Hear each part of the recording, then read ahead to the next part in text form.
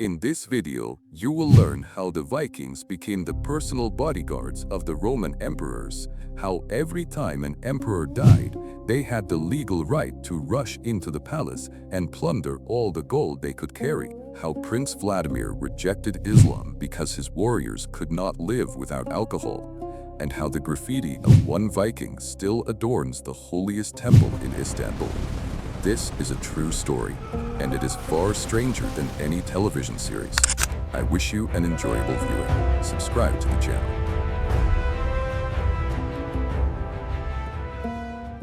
Imagine a city that for 500 years was the wealthiest, largest, and most protected on the planet. Not Rome, not Paris, not Baghdad. Constantinople. A city founded by the Roman Emperor Constantine in the year 330. At the crossroads of two continents, Europe and Asia.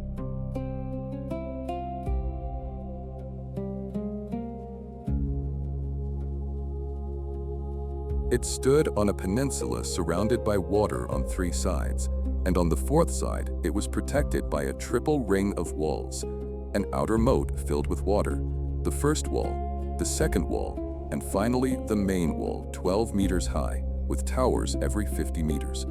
No one could overcome this system for nearly 1,000 years. Neither the Arabs, nor the Persians, nor the Bulgarians, nor the Rus, no one.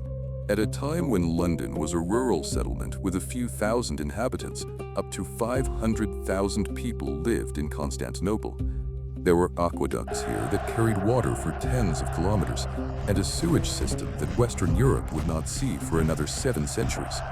The Hippodrome, a massive stadium for 80,000 spectators, where chariot races were held that drove the entire city mad.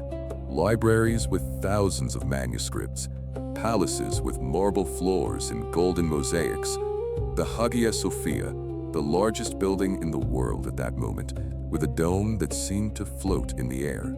To give you an idea of the scale, when Western European kings lived in wooden castles and ate off clay plates, the Byzantine emperor ate from golden dishes in a palace with marble floors, where a golden throne stood that mechanically rose to the ceiling, while golden lions nearby roared using a special mechanism. This is not fantasy. This is an eyewitness account from the 10th century.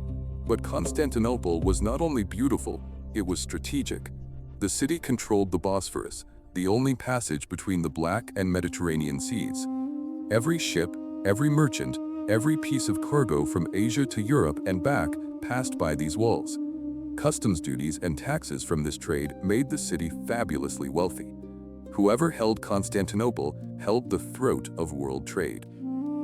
That is exactly why everyone wanted this city. The Arab Caliphate tried to take it 3 times and failed 3 times. The Bulgarians approached the walls and retreated. The Persians dreamed of it and failed. Constantinople was a magnet for everyone who had an army and ambition. But there was one group of people who came here not from the south or the east, but from the far, cold north. They came to pillage, and then stayed to protect. While the majority of Vikings sailed west to England, Ireland, and France, another group headed east. These were predominantly Swedish Vikings, whom the Slavs called Varangians. While their brothers from Denmark and Norway pillaged monasteries on the British Isles, the Swedes chose a different path, through the river systems of Eastern Europe. Pay attention to the geography. Vikings did not just pillage, as we are told in the movies. They built a trade network across the entire continent, from Scandinavia down through the Baltic, then by rivers through the territories of modern-day Ukraine and Belarus, and further into the Black Sea, straight to the gates of Constantinople. These are thousands of kilometers, and they traveled this route regularly. The Varangians descended the Dnieper, the Volga, and the Don, creating a trade route known as the route from the Varangians to the Greeks. They carried fur, honey, wax, amber, and slaves to the south, and in return, silk, spices, silver, gold, and wine. This route was dangerous. Rapids on the Dnieper, where ships had to be hauled overland. Pecheneg nomads who waited specifically at these portages. Distances that took weeks, but the profit was so immense that it was worth the risk. Along the way, these Varangians created something far greater than a trade route. They founded cities, established control over the local population, and gradually formed what would later become Kyivan Rus. According to legend, in the year 862, the Varangian leader Rurik settled in Novgorod, and his successor Oleg captured Kyiv in 882. Thus began the dynasty that would rule these lands for centuries. Kiev became a key city on this route, the gateway between the north and Constantinople. Control over Kiev meant control over trade, and control over trade meant wealth. But the Varangian leaders looked even further at the wealthiest city in the world. The Vikings called Constantinople Miklagard, the Great City. Scandinavian sagas were full of stories about its inconceivable gold, incredible palaces, and opportunities that existed nowhere else. And they wanted it. In the year 860, the Rus attacked Constantinople for the first time. 200 ships entered the Bosporus. The city was in a panic. Emperor Michael III was on a campaign far from the capital, and the fleet was scattered across other fronts. No one expected an attack from the Black Sea. The Varangians plundered the suburbs, burned monasteries on nearby islands, and killed those who did not manage to hide behind the walls. Patriarch Photius described this attack as a punishment from God, so sudden and terrifying it was for the inhabitants. And this is where it gets interesting. They could not take the city. The triple walls of Constantinople held, and when the Rus tried to attack from the sea, the Byzantines used Greek fire, a mixture that burned even in the water. Imagine you are on a wooden ship and suddenly the sea around you bursts into flames. To this day, no one knows the exact recipe for this mixture. It was one of the greatest military secrets of the Middle Ages. The Rus retreated, but they kept coming back again and again. In the year 907, Prince Oleg, according to the chronicle, nailed his shield to the gates of Constantinople, a symbol of victory, although modern historians doubt the details of this story. In 941, Prince Igor brought a fleet of 1,000 ships and again faced Greek fire. Ships were burning, people were jumping into the water and drowning in their armor. But here is what is interesting. Every attack, even an unsuccessful one, ended in a trade agreement. The Byzantines quickly realized it was cheaper to pay the Rus for peace than to constantly be at war with them. After every war, treaties were signed that gave the Rus the right to trade in Constantinople, but under strict conditions. No more than 50 people at a time, without weapons, under supervision. The Byzantines did not trust them for even a single minute, but they liked the money from trade. Gradually, war turned into interdependence.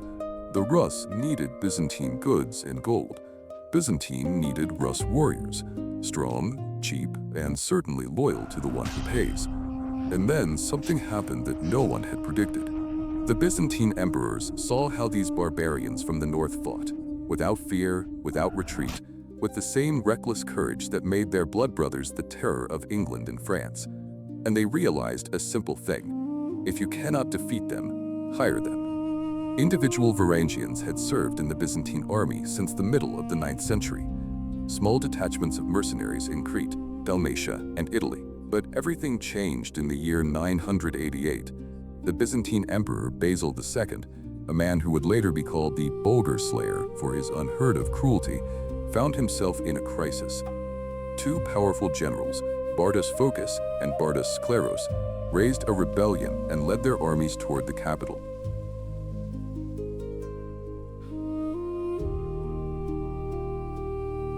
His own army is unreliable. Half are ready to defect to the side of the rebels. His own generals cannot be trusted. They have already betrayed him. Basil desperately needed people who did not care about Byzantine intrigues, people from the outside, people who could be bought and who would stay bought because they had nowhere else to go. He turned to Prince Vladimir of Kiev. The deal was simple and yet monumental. Vladimir would send 6,000 of his best warriors to Constantinople, and Basil would give his sister Anna to Vladimir in marriage. This was a massive honor because Byzantine princesses almost never married barbarian rulers. But there was a condition. Vladimir had to convert to Christianity. And here's a detail that made me laugh. Vladimir was indeed looking for a new religion for his people. He considered Islam, Judaism, Catholicism, and Orthodoxy. He rejected Islam because of the ban on alcohol.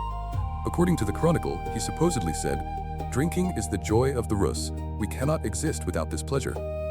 Vladimir was baptized in 988 and sent 6,000 warriors, mostly Varangians, Swedes, and Norwegians.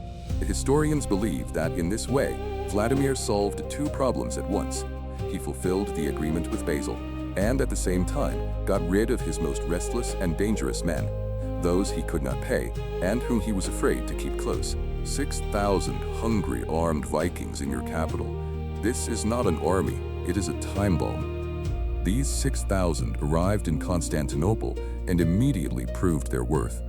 They helped Basil defeat both rebels, harshly, effectively, without any questions and without any mercy. In the Battle of Abydos, they broke the army of Bardas Phocas and thereby saved the throne.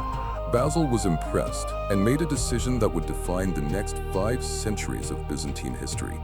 He did not let them go whole. He created a permanent elite unit from them, the emperor's personal guard, the Varangian Guard. The Varangian Guard was not just bodyguards, it was the most elite, best paid, and most fearsome military unit in the entire Byzantine Empire. Their weapon was a massive Danish battle axe with which they could cleave an armored knight in a single blow. Chroniclers describe them as barbarians with axes who attacked recklessly, with fury, and paid no heed to blood or wounds. The Varangians performed several functions simultaneously.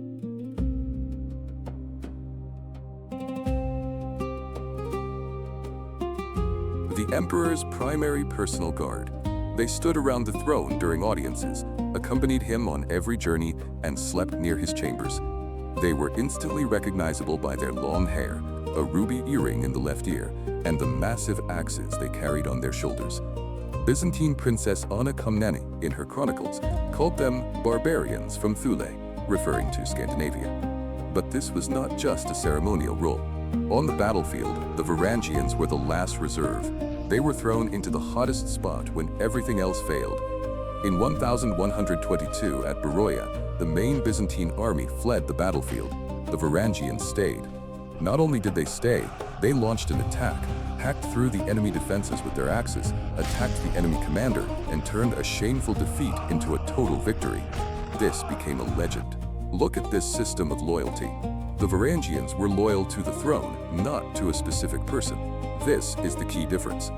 In 969, Emperor Nicephorus II was murdered in his own bedroom. A conspirator entered at night and stabbed him. By the time the Varangians arrived, it was too late. And what did they do? They did not avenge the dead emperor. They immediately swore an oath to the murderer, because he was now the new emperor. As one historian wrote, they would defend the living until their last breath. For the dead, there was no point in seeking revenge. And here is, perhaps, the most insane privilege the Varangians held. It was called Polutasvarf, an Old Norse word that translates as palace pillaging. Every time an emperor died, no matter how, from illness or by the knife, the Varangians had a legal, officially recognized right to run into the imperial treasury and take as much gold, jewelry, and precious stones as they could physically carry on themselves. Not steal, take. It was a tradition that everyone knew and everyone accepted. And it was because of this that rumors of the incredible wealth of the Varangian Guards spread throughout Scandinavia, attracting more and more new fighters from the north. In other words, understand this. It was a medieval Las Vegas for the Vikings.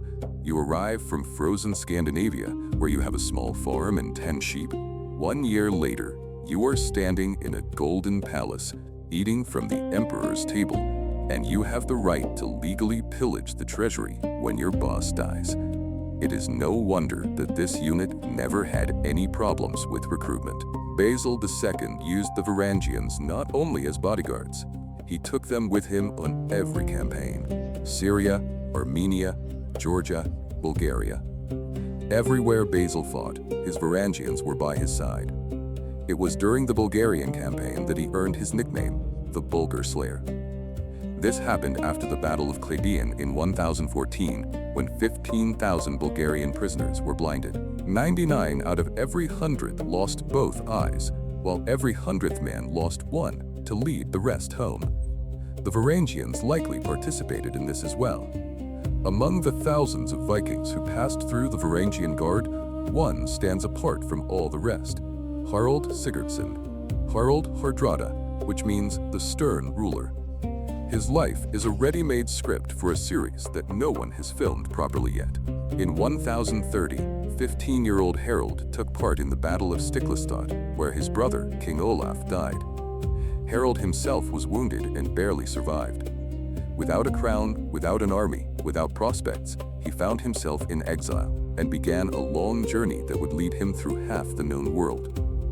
This young man arrived in Constantinople as a nobody, an exile, without a crown, without an army, without any prospects. In 15 years, he became the commander of the Varangian Guard.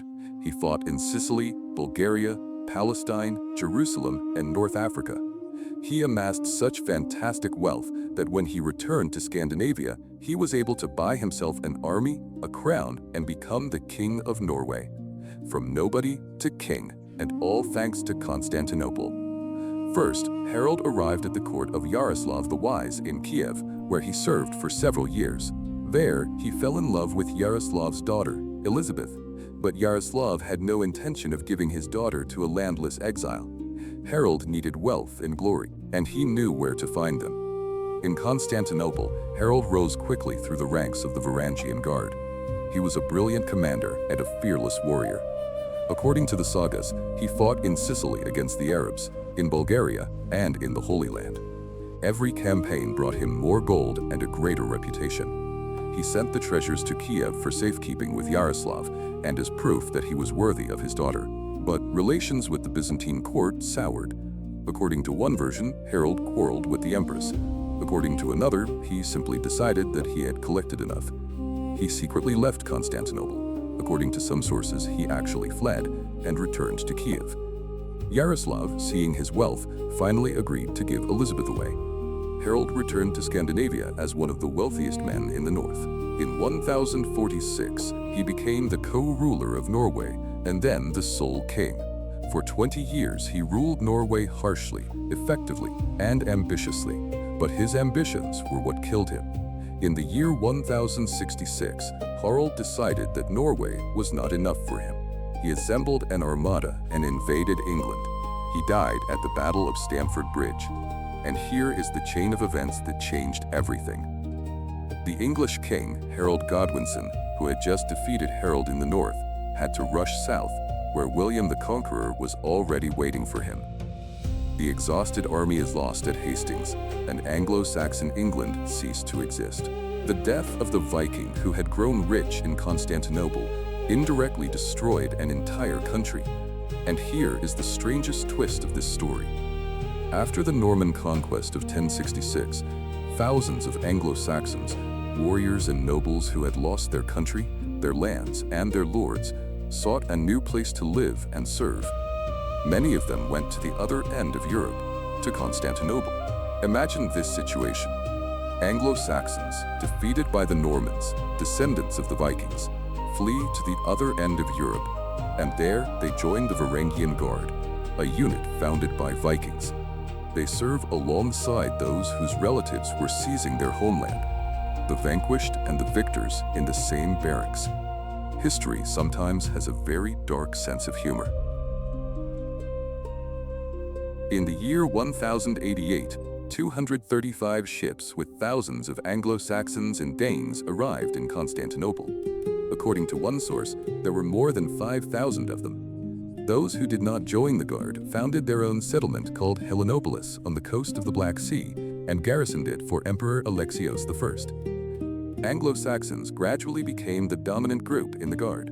The Byzantine chronicler John Canamus called the Varangians a nation of Britons who had long been in the service of the Roman emperors. They brought with them the same tradition of service, faithful unto death, and Constantinople accepted them just as it had previously accepted the Scandinavians. After the year 1110, when the Norwegian king Sigurd the Crusader arrived in Constantinople with thousands of warriors after the crusade, he sold his ships and returned home with only 100 men. The rest, nearly 6,000, stayed and joined the Guard. Thus, the Varangian Guard was constantly renewed. First Swedes and the Rus, then Norwegians, then Anglo-Saxons, but always northern warriors, always with axes, always deadly. The year 1204. one of the most shameful moments in all of Christian history. An army of Crusaders, which was supposed to go liberate Jerusalem from the Muslims, instead turned and attacked Constantinople, a Christian city, the capital of the Orthodox Empire that had been an ally for centuries. The reasons were mundanely financial. The Crusaders were in debt to Venice for ships. The Venetian Doge Enrico Dandolo, old, blind, but as cunning as a fox, convinced them that Constantinople was easier prey than Jerusalem, and wealthier. Stop and think. The Crusaders, warriors of Christ, are attacking the largest Christian city in the world. Not Muslims, not pagans, their own people. And who stands to defend the city? The Varangian Guard. Descendants of pagan Vikings are defending the Christian capital from Christian knights. If this were in a movie, no one would believe it. 6,000 Varangians stood on the walls. The battles were fierce, hand-to-hand combat with axes and swords, assault after assault.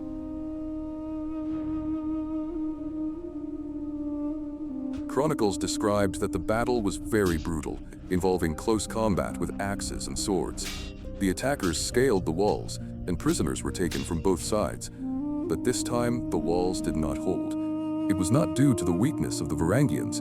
It was because of betrayal from within, because of chaos, and because the Crusaders had a Venetian fleet that bypassed the maritime defenses. Constantinople fell. For 3 days, the Crusaders looted the city, destroying, burning, and stealing what had been built over 900 years. Bronze statues that were 800 years old were melted down into coins. The Hagia Sophia Cathedral was stripped to its bare walls. The fall of Constantinople in 1204 was one of the greatest cultural catastrophes in history. The Crusaders destroyed more Christian relics and works of art in 3 days than the Muslims did during all the previous crusades. Libraries were burned and cathedrals were looted. What the Mongols did to Baghdad, the Crusaders did to Constantinople, except these were their own people. After the year 1204, the Byzantine Empire never fully recovered. After 57 years, Constantinople was recaptured by the Greeks from the Empire of Nicaea, but its former greatness was gone. The population had decreased many times over, gold became scarce, and palaces stood half empty. The Varangian Guard continued to exist, but it became increasingly ceremonial. The last mentions of them as an active military unit were in 1259. Then, silence in the chronicles. Although as late as 1400, people who called themselves Varangians still lived in Constantinople. Ethnically, they were already Greeks, but they held on to the memory of their Varangian roots. But here is what remains forever.